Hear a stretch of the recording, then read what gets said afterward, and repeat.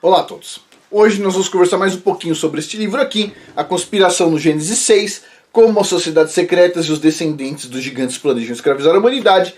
E o assunto de hoje é interessante. Por quê? Porque tem algumas passagens da Bíblia onde mostra assim, que os israelitas realizaram muitas guerras ali na conquista da Terra Prometida. E muitas pessoas falam o seguinte: poxa, mas e aquele povo coitadinho que estava lá, não estava desavisado e de repente chegou aqueles bárbaros, ai, fizeram aquela coisa toda, como pode ser isso? Aquele chororô, sabe, das pessoas que não entendem a Bíblia. Desculpa pessoal, a Bíblia não é para todo mundo. Muitas pessoas não entendem a Bíblia. O cara pode ler de trás para frente para trás, decorar tudo, o cara não entende. Você já viu pessoas desse tipo? Se o cara vai lá, lê, não entende. A pessoa não recebe o Ruah. Não recebe o Ruah, não recebe sabedoria. Não recebe sabedoria, não consegue entender. Mas hoje a gente vai entender isso de uma forma mais profunda ainda. Vamos entender, muito bacana. Antes de começar, eu estou fazendo a divulgação desse mês do curso de gerenciamento de novos negócios, no sentido de startup, não no sentido de um negócio já consolidado. Link abaixo, quem tiver interesse. E quem tiver interesse em mais do que um curso do canal, tem a área de membros, onde você consegue acessar todos os cursos durante um mês, por $7 por mês, e todo mês tem um curso novo. Então quem está lá na área de membros, sempre está saindo um curso novo todos os meses. Eu só não consigo falar qual que é o curso do mês que vem, porque eu faço 3, 4 cursos ao mesmo tempo, então assim, o que sai primeiro é o que eu ponho. Mas vamos lá. É o seguinte: forjando uma nação de destino. Por que Israel foi criado no Egito como uma nação de escravos complacentes? E qual foi a relação entre os Néfilins, Israel e a conquista da Terra Prometida? A maioria dos capítulos, o autor começa com perguntas desse tipo, né? São perguntas pertinentes, eu acho muito interessante. Bom, ele diz assim: dentro do milagre do Êxodo, permanecem chaves obscuras para destravar o entendimento das linhagens Néfilins, pouco compreendidas, e o mistério da matança bárbara aparente das nações desavisadas. Porque muitas pessoas falam exatamente isso. Poxa vida, os israelitas foram lá de forma bárbara e mataram os coitadinhos, etc. Tá, hoje a gente vai entender isso. A gente vai entender também o porquê é grave quando os pastores e teólogos, etc., omitem a parte dos Néfilins. A gente vai entender o porquê é grave. Porque se você não entende isso, se você não tem a chave de entendimento que ele vai dando aqui nesse capítulo muito interessante, você acaba perturbando a visão do que aconteceu naquele momento. Então vamos lá. A terra de leite e mel prometida a Moisés por Yahweh era composta de cananeus hostis, hititas, amorreus, perizeus, reveus, jebuseus, todos infestados de Néfilins, todas as nações infestadas de Néfilins. Historiadores e teólogos sempre parecem ignorar, olha só, ou rejeitar a presença Néfilin quando examinam este ponto de inflexão surpreendente da história. Mas quando eles ignoram, a maioria das pessoas são assim, elas têm medo de falar a verdade porque isso causa vergonha nos dias de hoje, certo? Pois bem, outras tantas coisas ninguém tem vergonha, certo? Tirar lá o bebê da barriga da mãe, ninguém tem vergonha. Falar sobre substâncias psicotrópicas aí, alguma coisa louca aí, ninguém tem vergonha, ok? Os caras são um monte de corrupto por aí, ninguém tem vergonha. Agora, falar a verdade sobre a Bíblia, alguém pode pensar mal. Então os caras, tipo assim, tiram deles da reta, certo? Mas os Néfilins estavam lá. Eles gostam de ignorar, mas eles estavam lá, os Néfilins, certo? Isso está claro. Outros historiadores seculares descartam o Êxodo como simplesmente um folclore fantasioso e não um evento histórico. Muitos historiadores dizem isso. Várias pessoas às vezes vêm aqui no canal e dizem assim: ah não existe evidência disso, não existe não sei o quê. Mas espera um pouquinho. Olha só, eles declaram, essas pessoas, né, sumariamente que os israelitas eram cananeus e não eram estrangeiros. Eles na verdade já estavam lá, ok? Mas, por que um povo diria que é estrangeiro se fosse cananeu? Afirmar ser estrangeiro só causaria tensão, só causaria problema. Tipo assim, se você nasceu num lugar, por que você vai dizer que você é de um outro povo só para os outros te perseguirem? Não faz sentido, certo? Ou seja, ignorância pura desses historiadores. Mas tudo bem, vamos lá. Por outro lado, a primeira documentação definitiva da história secular da existência de Israel derivou do faraó Merneptah,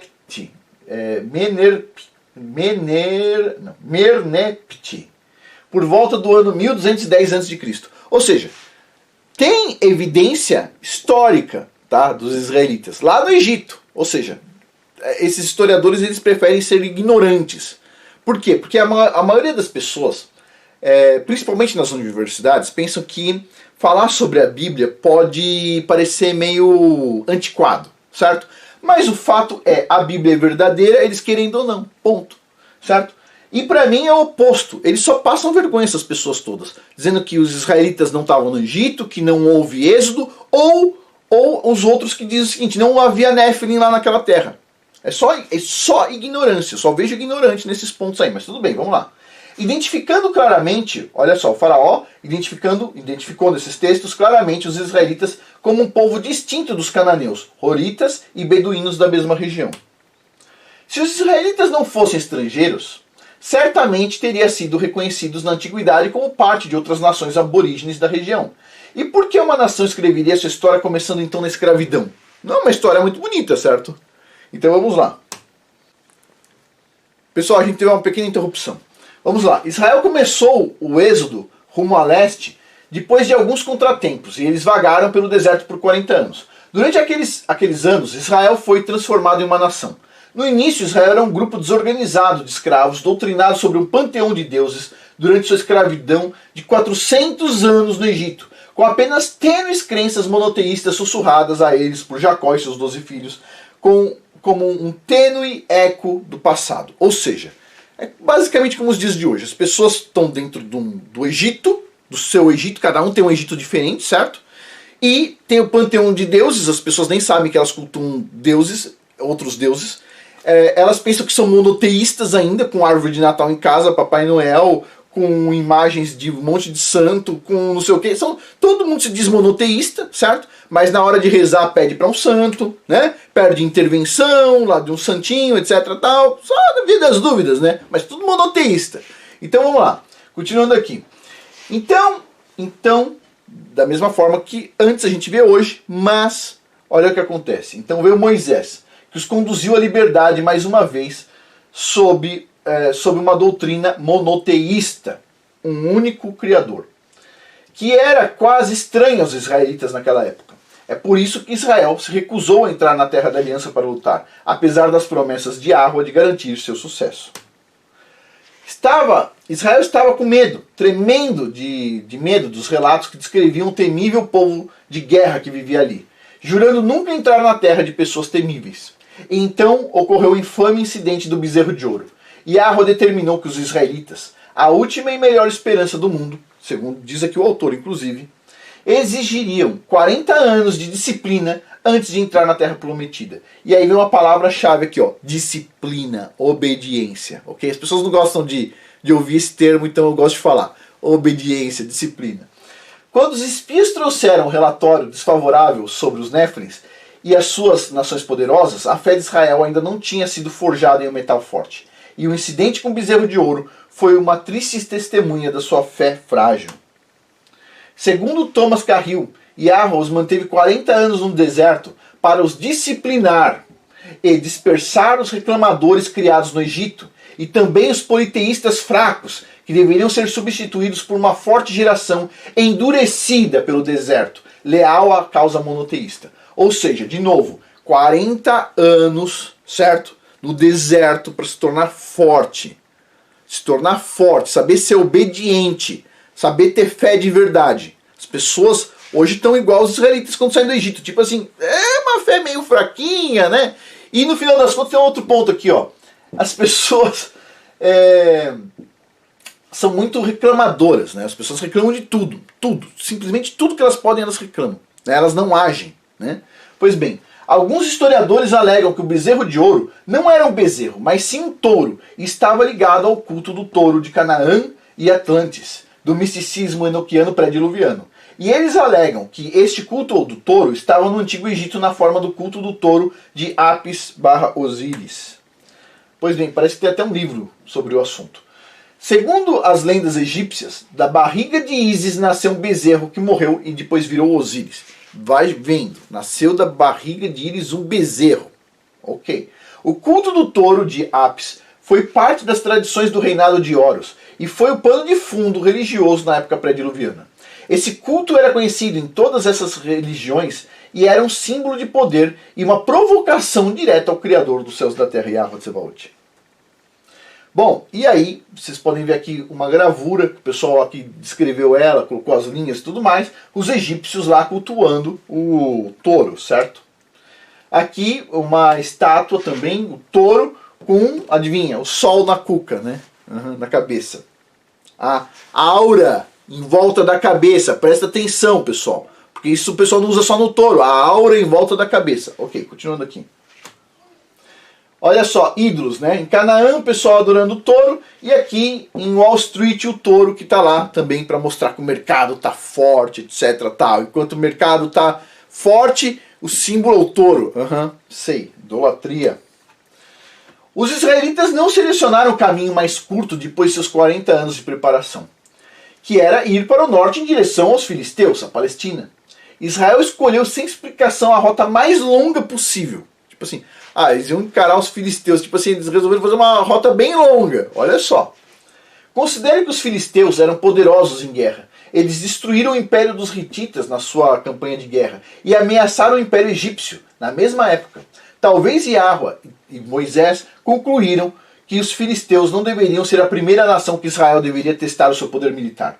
E certamente isso tem apoio em Êxodo, capítulo 13, versículo 7, quando eles saíram do Egito, abre aspas. Quando o faraó deixou o povo ir, Yahweh não os liderou diretamente a Filisteia, que era o caminho mais curto. Yahweh disse, se eles se depararem com a guerra, poderão mudar de ideia e voltar para o Egito. Então, ele liderou o povo em volta pelo deserto até o Mar Vermelho. Yahweh sabia que Israel precisava adquirir confiança nas suas capacidades militares antes de entrar no covil dos dragões, os poderosos Néfilins e Filisteus.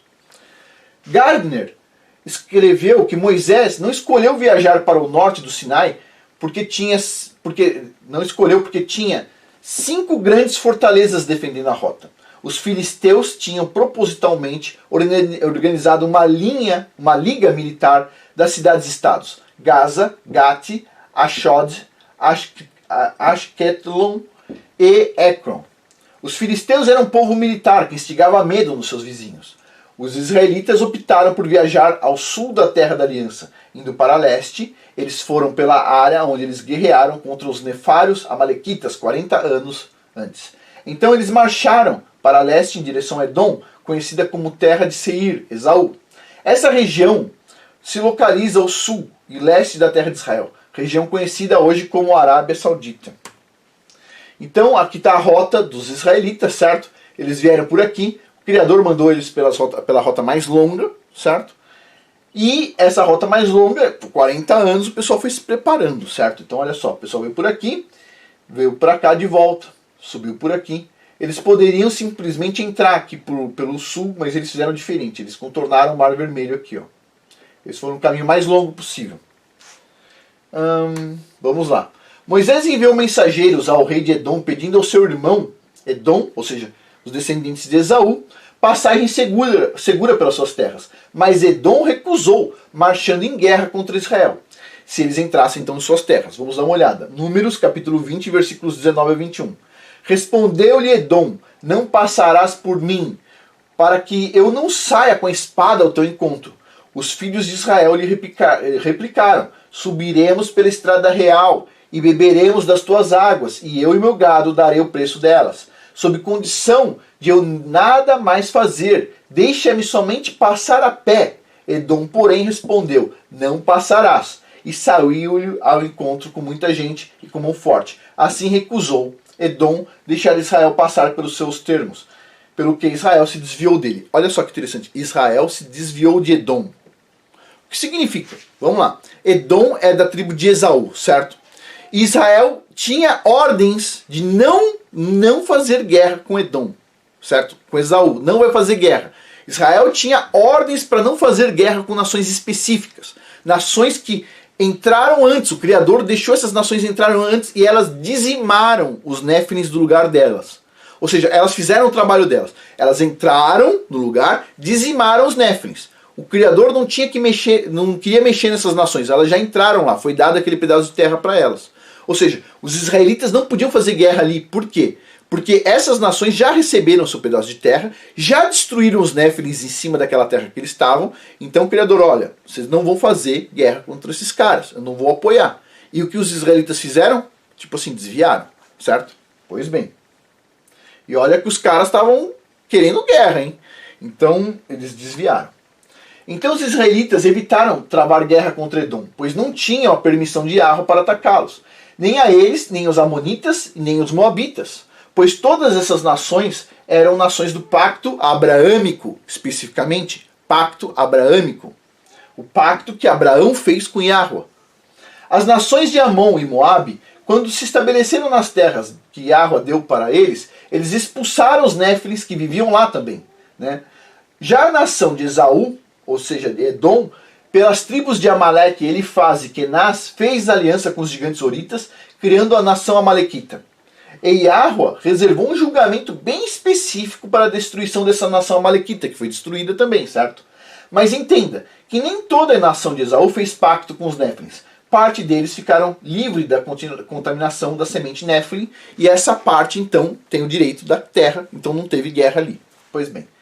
E é importante saber disso, pois Israel não fez guerra contra as 3 nações do pacto abraâmico que estavam livres de néfilins: Esaú, Moabe e Amon. Ou seja, naquele momento onde eles estavam entrando, essas nações estavam livres de néfilins, eles tiveram que fazer o contorno. O Criador não queria atacar aquela semente, certo?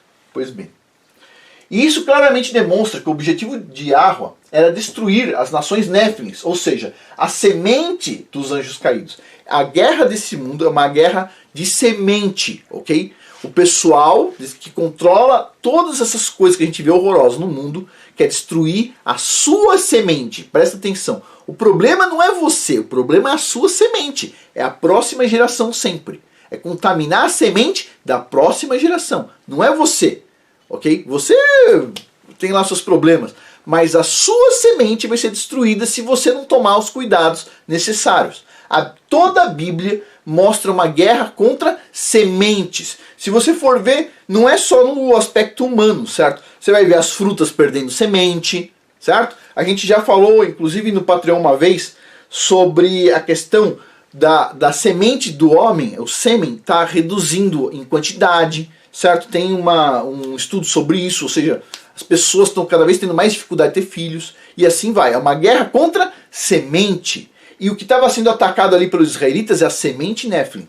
Então vamos lá. E por isso que em Deuteronômio, capítulo 2, versículo 18, Yahweh instruiu Israel a passar por Amon, sem provocá-los à guerra, e eles passaram sem confronto. Ambas as nações de Amon e Moabe estavam livres de néfilins no tempo da conquista de Israel, especificamente.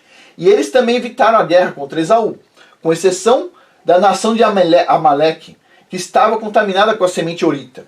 Como parte das obrigações de Israel na aliança abraâmica, eles tinham que erradicar os néfilins da terra do pacto, assim como Edom fez, assim como Moabe fez, assim como os amonitas fizeram. Todos eles fizeram e Israel tinha que fazer também. Pois bem. Bom, próximo episódio, as guerras néfilins. Então assim, antes de finalizar aqui, o ponto é, quando as pessoas vêm e falam o seguinte: os israelitas foram bárbaros, pegaram naçõezinhas, coitadinhas, desavisadas. As nações que os israelitas destruíram, fizeram guerra contra as nações, destruíram as outras nações também. Inclusive os filisteus atacaram inclusive o Egito, extinguiram uma nação, tinha semente néfilim lá dentro, os caras eram mal pra caramba. Mal pra caramba. Os israelitas foram, varreram esses caras, certo? Varreram, destruíram tudo. Onde eles entraram, eles conseguiram destruir boa parte. Aí depois, a gente vai ver ainda, ele vai discutir todo nesse livro, assim, os israelitas cometeram um pecado, onde o Criador diz assim: eu avisei vocês para não deixar nenhum deles vivo, e vocês não destruíram todos esses povos. Vocês foram lá e não destruíram todos. Ou seja, o erro dos israelitas não foi ter, como as pessoas falam, ter destruído essas nações. Foi não ter destruído completamente todas as nações que o Criador disse. E o Criador ainda disse: essas nações que vocês não destruíram vão ser pedras de tropeço para as suas futuras descendências, para os seus futuros filhos, netos, bisnetos, tataranetos, etc. Chega nos dias de hoje, essas nações estão esmagando a nossa cabeça, e ainda dentro da nossa nação ainda tem gente falando assim: coitadinho desses caras da Bíblia, né? Foram extintos. Sei, eram mal pra caramba, muito maus, eram povos maus, cheio de semente néfilim lá, certo? E a gente não destruiu a semente deles, certo? Tá lá na Bíblia, sobrou. e no final das contas a semente deles está tentando destruir a nossa semente agora, certo? É isso aí. Bom, pessoal, a gente finaliza por aqui. Lembrando, link abaixo do curso Gerenciamento de Novos Negócios, quem tiver interesse. E quem tiver interesse na área de membros, você consegue acessar todos os cursos, então todos em português, com valor mensal de $7 e todo mês tem um curso novo, ok? Bom, pessoal, por hoje é isso. Muito obrigado a todos. Até mais.